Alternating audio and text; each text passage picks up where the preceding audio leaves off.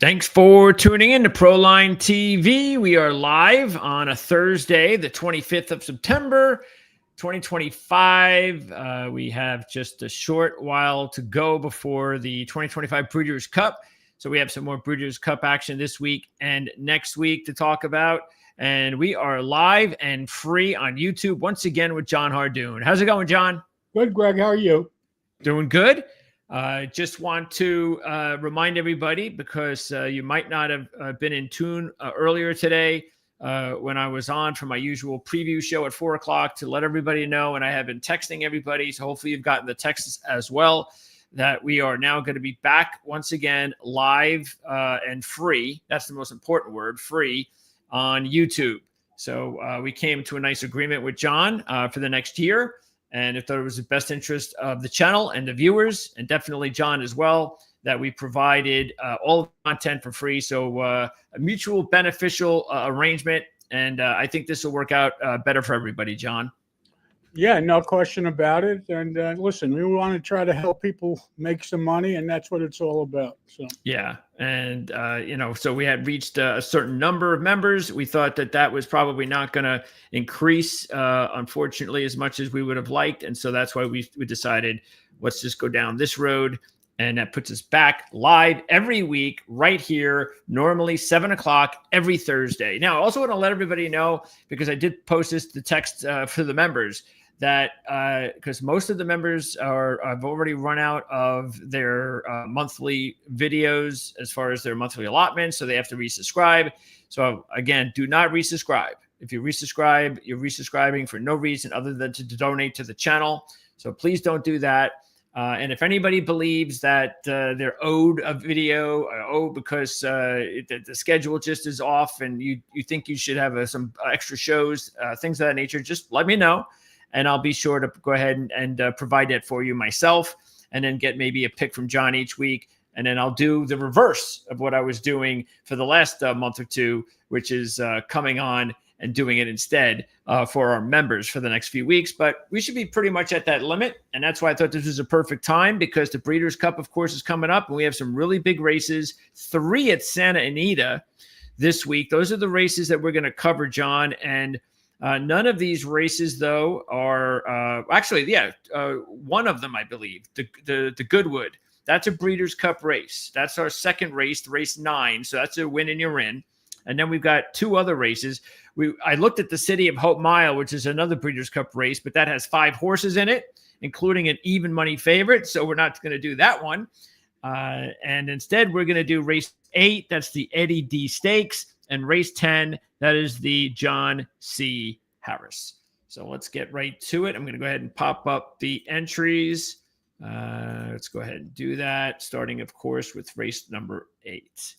And again, if you have any questions, comments, anything like that during our live broadcast, let us know. You also can use the super thanks option. If you ever want to donate to the show, just like before, you can donate anything you like. And we'd appreciate that now that everything's free. Okay, so John, the 8 is a 6.5 furlong race. This is the hillside turf portion of the track. And it's a $200,000 race, downhill turf, 3-year-olds and up. The morning line favorite is the 1 Reef Runner. And Reef Runner looks like a horse that is a nice potential beatable morning line favorite because Reef Runner is coming off an 8. That is a 1-point new top. He ran a 9 earlier in the year in January, but between the 9 and the 8, those were all 12s and 13s, and he hasn't run a 9 since January. He ran a 13 in his previous race in August, so this could have bounce written all over it. Yeah, but not only that, but the biggest problem is all those races that you see those fast numbers in, they're all 5 furlongs. This is 6.5 furlong. That's at Gulfstream, by the way. This is 6.5 furlongs down the hillside turf course. Totally different game than running 5 furlongs. Believe me, you can run fast at 5 furlongs, but when you get on the 6.5 furlong turf layout, it's a totally different game. And I don't like this horse. I mean, I would use him because I like a different horse in the race, and he does have some number power. But one thing you should know, 6.5 furlongs down the hillside turf course is my favorite betting kind of race at Santa Anita. I love these races coming down the Hillside Turf Course. I think we have an edge in those races, and over the years, we've certainly had success playing these races. And is there anything that you can share without giving up any secrets? Yeah, you always want to bet. You'd like to bet horses coming out of route races, cutting back to 6.5 furlongs down the Hillside Turf Course. They have that extra bottom in them, and they're ready to go. And it's Okay. as a matter of fact, one of the 3 races we're doing, you'll see that applies. That rule applies, and it's a price horse. So when we get to it, we'll discuss it. But let's continue. Yeah, and the other thing too to remember is when Reef Runner ran a 9 in November, his next race was an 11. When he ran a 9 in January, his next race was a 12. Okay, let's go to the number 2, Nesso's Last Hara. Excuse me. I don't have to be cute with that one. Nesso's Last Hara. How about Last Hurrah? How about Last Hurrah? That's good. I can work with that. That's probably what it is. Sounds a lot better than Last Hara. That's what I think it is. This is a 9-2 shot. He's got 5 wins in his last 8 races, but they were all on LASIK, so we have to keep that in mind. New trainer a couple starts ago. So since then, he ran an 8 on dirt, then an 11 last time out on turf. That 8, I believe, was an all-time high sheet number. So what about Nesso's Last Hurrah?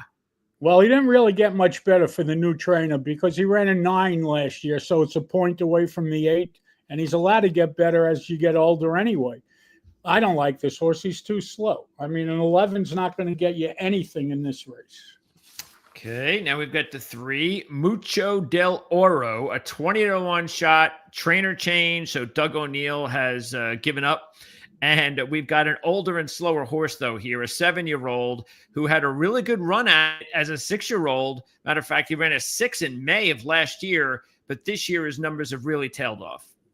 Yeah, you're right. He's not the same horse he used to be. He had a 6 last year coming down the hill and a couple of 9s as well. But this year he can't break an 11 or 12, so obviously not the same horse he used to be. Now we hit Sorrento Sky, a 4 horse here at 5-1. I think this horse is worth playing. And in races this year, 7, then bounces to a 14, comes back to a 9 and a 10. And so really the last 3 races are 7, 9, 10, or 3 of the last 4 races. And last year the numbers we went from basically 13 to 11 to 10. So really, Sorrento Sky was starting to get really good. Everything was looking good until the 7. And then, like I said, bounces to 14 and then 9, 10. So what about Sorrento Sky at 5-1? Well, the problem with this horse is if you see the 7 first out this year, that was at 5 furlongs. After that, he went to the 6.5 furlongs, exactly what we were talking about before, how all these horses don't necessarily, it's a totally different game, 6.5 compared to 5. So he shows you that he likes the short sprinting. I don't like him in this spot. I mean, he could run second, but, again, this race, in my opinion, is for second because I think we have a horse that's going to lay over the field and win. Just my opinion. But yeah, I probably know exactly who you're talking about. So let's get to the 5 yellow card, a 7-2 shot. And this horse actually ran a grade 1 race at 6.5 furlongs. This was at Kentucky Downs. He ran an 8 in that race, finishing second without LASIKs. His other races since then this year were 11 and a 10. But it's interesting, John, that he runs that 8, which was a new 4-point top, a 6-point better than the previous race. And then all of a sudden he disappeared for a while. So I don't know if a lot was taken out of him or what the deal was in that race. But yellow card is 7-2. Well, something happened to him. You don't take off and miss 8 months of racing for no reason. But he came back fine. He came back with an 11 and 10. You're right, the 8 that he ran, but that was at Kentucky Downs. But at least you know one thing. That Kentucky Downs race is a lot more like the 6.5 furlongs down the Hillside Turf Course as opposed to the 5 furlong races. So I would use this horse in the mix somewhere. Yeah. Next up is the 6-1 shot, Beyond Brilliant, but another horse that is getting older and slower, did not even race in 2 years from 2023, 2024, comes back after, and this horse was fast, by the way, in 2022. Yeah, but it's Fives. 2025. But you're right. He was fast. You were fast in 2022 also. But Yeah, I was a lot faster than I am now. And unfortunately, he hasn't seen anything close. He did run a 10 in his last start, so maybe there's some promise there, but it's still asking a lot. yeah, I don't. Not at 6-1. Yeah, exactly. Not at 6-1. The 7 looks way too slow. He is. He's the only horse that has no chance in the race. And the 8 is the horse that, when you're looking at the sheets, there is no other horse in this field that looks like this. This horse has been the most consistent over, even if we're just taking a look at the last 10 races. I mean, nobody's got 6s like this horse does. I mean, this horse has, 5 6s last year. The only issue was that he took some time off, but he did come back last month and run a 10, which is not bad. Now, that was, he finished 11th. Nothing happened there. But this is the defending champ of the race as well, so keep that in mind. When he ran in this race last year, which was the last time we saw him until his return in August, he ran an 8 in the Eddie D Stakes last year. So, I think just going by the numbers, which is what we do here, this has to be the horse to beat. I mean, he's 9-2. Are they crazy? That's a ridiculous price. I don't believe he's going to go off 9-2. If you look at the PPs, out of the last 10 races, he's been the favorite at least 7 of those races. So not only that, he's 3 for 6 with 3 wins, 3 seconds coming down the hillside turf course. He's 10 for 11 in the money at Santa Anita. If you can get 9-2, you should run to the window as fast as you possibly can. I mean, this is a terrific bet. Not only that, his last race means absolutely nothing. It was 5 furlongs at Delmont. It was a prep for this race. They put him in a race to get a race into him because he didn't run in close to a year. This was going to be very tough to beat, in my opinion. Yeah, the good thing is, I think that we might still get a break with the odds, is that there might be a good number of bettors that will see that in his last race, he was 11th, and he also lost to 2 horses who were 2 of the top contenders in this race. So maybe that will put him as the 3rd or 4th choice. I doubt it, but maybe. Let's hope. Yeah. Okay. So 8 is the deal. Who you like with the 8, John? I'm going to put the 8 over the 2, 4, and 5. I'm only using them on top. I'm not reversing. First piece over Nesso's Last Hurrah, Sorrento Sky, and Yellow Card. 8 over the 2, 4, 5. I'm fading the 1. I don't like the 1 at all at a short price. And I'm going to go 8 over 4, 5. So there you go. 8 over 2, 4, 5 for John. 8 over 4, 5 for myself. And now we turn our attention to the Grade 1 race. And this is the big race of the weekend. It's the only Grade 1 race of the weekend. It's the Goodwood. And this is going to go off here a little after 8 o'clock Eastern time on Saturday. It's 1 1/8 miles, $300,000 purse. The morning line favorite is the 4 First Mission, an 8-5 shot that is coming into this race with 3 consecutive 6s. So that's going to be awfully tough to beat. Let's see if we can do that, or if we want to do that. Let's start with the 1, John, Gaming. And, looking at this field, I actually think this is maybe not a bad shot to throw in there. I don't want this horse under 6-1. I'm hoping I'm still going to get 6-1 or even higher. And then I think he's worth a gamble. He's been a little inconsistent this year, but I'm on the inconsistent good side, meaning, we ran a 9, then a 12, then a 9, then a bad race, but I think he could come back and do well. And one of the reasons why I think that he has a shot is he's only 3 years old. He won a Grade 1 race last September. He was second in the Breeders' Cup Juvenile. So he has shown the ability to be a good horse. And again, I think I'm looking for someone outside the box, and maybe Gaming can give me, some an opportunity to make some money.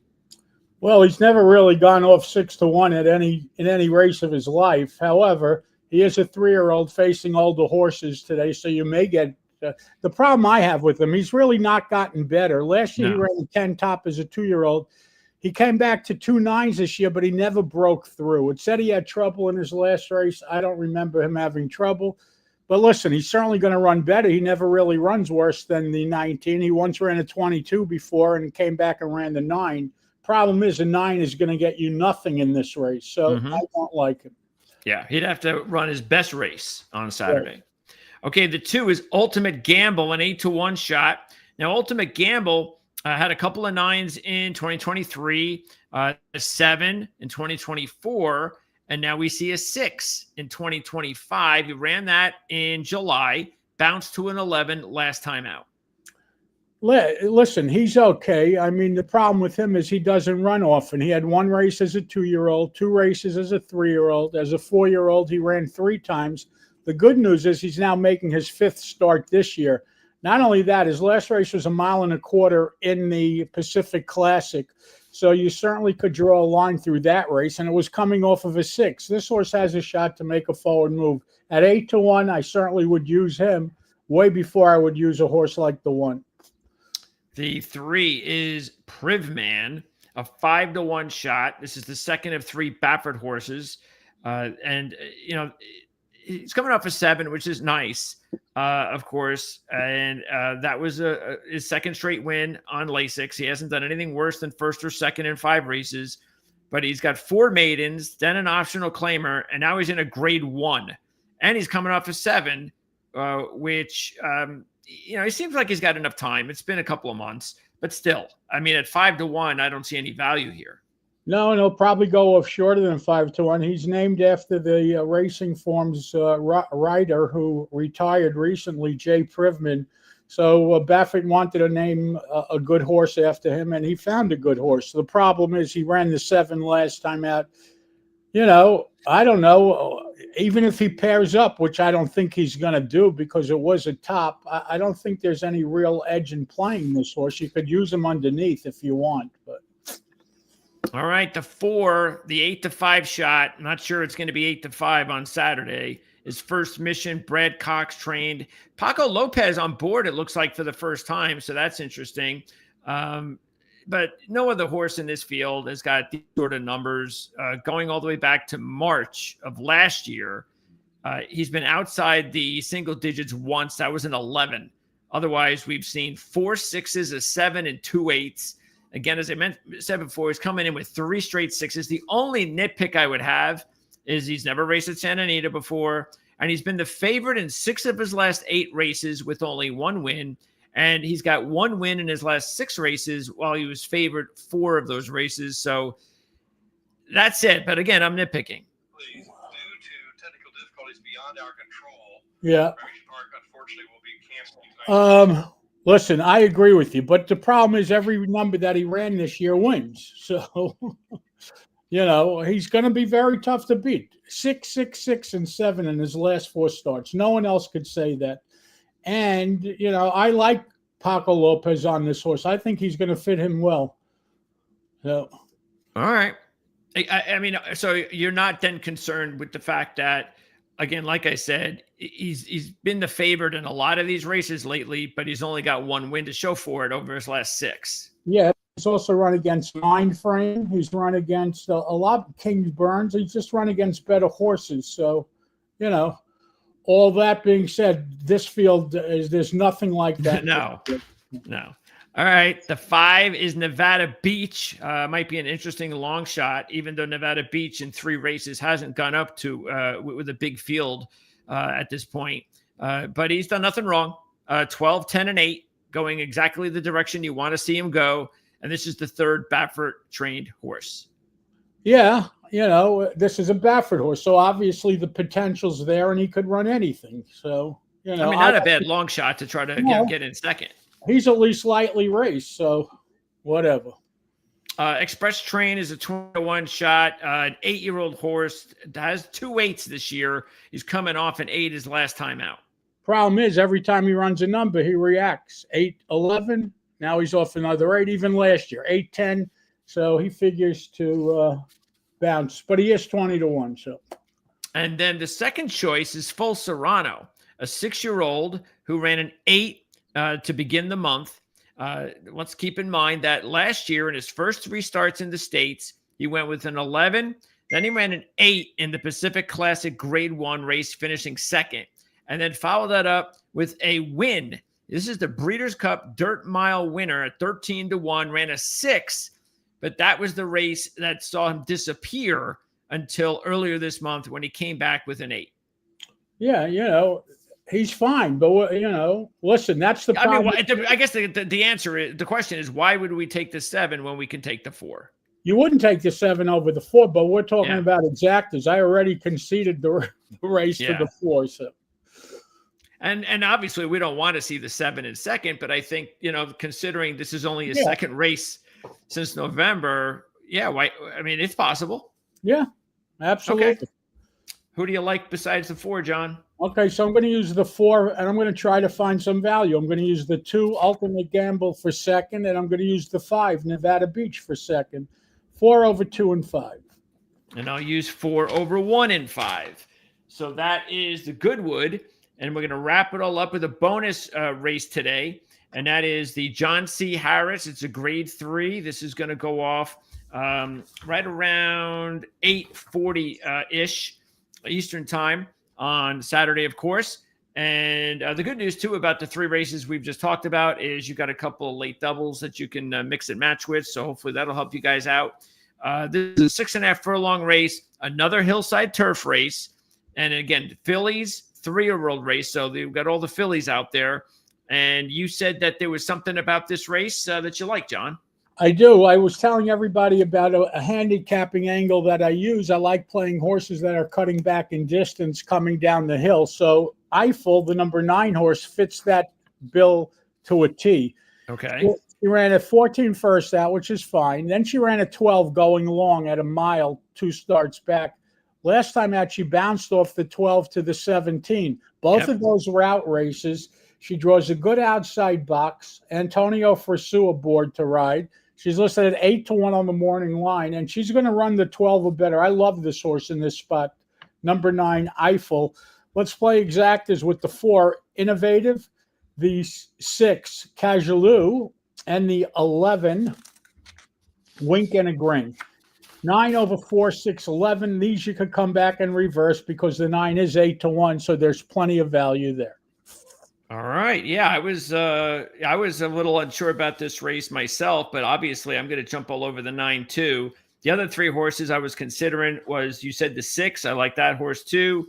I'm also going to throw in the 5, Lee's Baby Girl, the 15-1 shot, and the 12, which is Tight Squeeze, a 9-2 shot. But the 9, let's hope we can get 8-1 with the 9. You think you'll get 8-1, John? You may. I mean, he's stepping up from optional claiming races to a stake race. So let's see. I think we will. Okay, so that's going to wrap it up. I'll close and give out some other promotional news to our viewers. And John, appreciate it as always. Looking forward to doing this again. The only Thursday we won't do it is Thursday night before the Breeders' Cup because I will be flying to Vegas. So we'll either do it Wednesday or Tuesday of that week. We'll let everybody know. Yeah, because we should have all the information by then. Right. Yeah, that'll be a banner week. Can't wait for it. All right, Greg. Thanks so much. And thank you, everybody, for joining. We'll see you next week. Greg. Thanks, John. See you, buddy. All right. So Jon Hardoon is in and out. And there you go. So once again, if you did not listen to what I had to say in the beginning of the show or on the bonus show that we had or that I did at 4:00 today, you might be wondering still, why are we doing this live? Did we make a mistake? Is this a bonus? No, it's not. We came to a financial agreement with John. We thought it was the best thing for everybody that all of our shows are now going to be available like it was before for free. And this isn't just a wing it. This is a 1-year deal that we have worked out with John. So this is something that we are both as a channel and with John fully committed to. So, hopefully we'll be able to renegotiate in a year right before the Breeders' Cup in 2026 and do it all over again. So this, again, just gives everybody and really it gives us the opportunity, as John was saying before, it's all about, putting these shows out there and giving this information, just like we do with the football and the NASCAR and everything we do on this channel. So the viewers can benefit from the information. And when we're only on a membership-based formula, when a very minute number of people can check out what John has to say each week, Well, it just doesn't make any sense. We were definitely hoping that there would have been a much larger number. If there was, we might have still been down that road. But hey, that's what you do in business. You try things out all the time. You see what works, this, that, the other thing. And we just realized that the best thing was to go back to this formula. And this is what we're going to stick to for the next year, whether Jon decides to retire or not. So that's something you could take up with Jon. But that is, of course, at some point, something that Jon's going to have to do. But that's another reason why we wanted to lock him up for another year and to make sure that he was going to be with us for another Breeders' Cup, as well as another Triple Crown season in 2026. So that's pretty much it. I also want to let everybody know, once again, all the members who have paid, again, I've said it in the text earlier this week, do not resubscribe. I think that's pretty safe to assume at this point. What I've been saying. So do not subscribe once again. If you do subscribe again, all that is you just donating to the channel. And that's great. You want to donate a couple of bucks, $5 a month to the channel, you can maintain that subscription, but we are going to take it off at some point in the next week or two. So you won't be able to do it. But that's why, again, if you do want to donate to the channel, you do have the thanks icon on the screen. All you have to do is click that. And then a box will pop open. You can donate $1, $5, $50, whatever you want to donate, like you've done before when we were doing shows weekly right here for free. So that's what we're doing again. If you have any questions, any concerns, especially if you're a YouTube member and you just want to, again, understand how do you cancel or, if there's something that you need to know in order to make sure that you don't have to keep paying for that membership, just let me know. I already sent some information out to someone who asked me that question earlier today. So you can even take a look at the message board, the comment section, and you might see the exact same information I gave to our viewers. I'll keep doing that to as many members that has these types of questions. So once we get through these the next week or two, I'm sure it'll be just all clear sailing ahead for the Breeders' Cup, and that should be a lot of fun. We've got some really big racing coming up, of course. Just taking a look at the upcoming schedule. Let me pop that up right here so you can see what we're looking at. So let's see. Next week, a boatload of racing. And let's see, I'm already into October, so let me pop this back right about here. Okay, so here we go. So actually, yep, that's where all the Breeders' Cup races start. So next Friday, check that out. I could probably even see if I can pop this up a little bit more. Okay. So as you see here on Friday next week, right there, 5 Breeders' Cup races, and they're at Aqueduct and Keeneland. Okay. And then we've got Saturday. We have 3 Breeders' Cup races, including 2 grade 1s at Aqueduct. There are 3 Breeders' Cup races at Keeneland, including 2 grade 1s. And that looks like that's it. And then on Sunday, there's also 2 more Breeders' Cup races at Keeneland, including a grade 1. So that's what's coming up next week. It's the last week of the Breeders' Cup races, to win and you're in. So we're going to have, who knows, maybe another bonus race. That's possible because there's a ton of racing. And at times, I said this before in the other show too, at times, especially if there's a lot of races and there might be a race that we decided we just didn't have enough room. So we took 3 and there's a 3, but hey, I really like the 4th and I'd like to give this out too. So I'll do that. I'll come on and do a bonus show and it'll be right here again for free for everybody. So hopefully that's something that'll work out for everybody. And then that's it. And then over the next month, between that final Breeders' Cup Win and You're In weekend, which is next weekend, and Breeders' Cup weekend, we'll probably have a lot of searching to do here. Let me see what I wrote down for the future. So for instance, let's see. in a couple of weeks. You do have the Queen Elizabeth II Challenge Cup at Keeneland. That's a grade 1. You've got a grade 2 at Keeneland, but that's on a Sunday. A week after that, you have grade 2s, grade 3s at Aqueduct Keeneland, and Saturday and Sunday. So once we get through next week, between the week after and Breeders' Cup week, which is about 3 or 4 weeks, it's going to be grade 2s, grade 3s here and there, and probably not a lot of great horses because all the really good horses are going to be at the Breeders' Cup. But we'll be here again every week, 7:00 Eastern. And we're not tied in, of course, just like always, keep that in mind. And the good thing is even if you don't catch us live, you can catch us on demand. And make sure you also, if you have any questions or anything like that, just let us know in the comment section.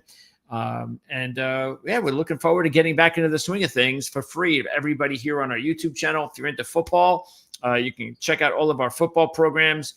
We have a bunch of them for NFL and college football, including tomorrow at 2:30. Mark Lawrence, Jim Feist, and I will let you know what our final analysis and picks are as we go into the weekend with several games for both the NFL and college football to handicap.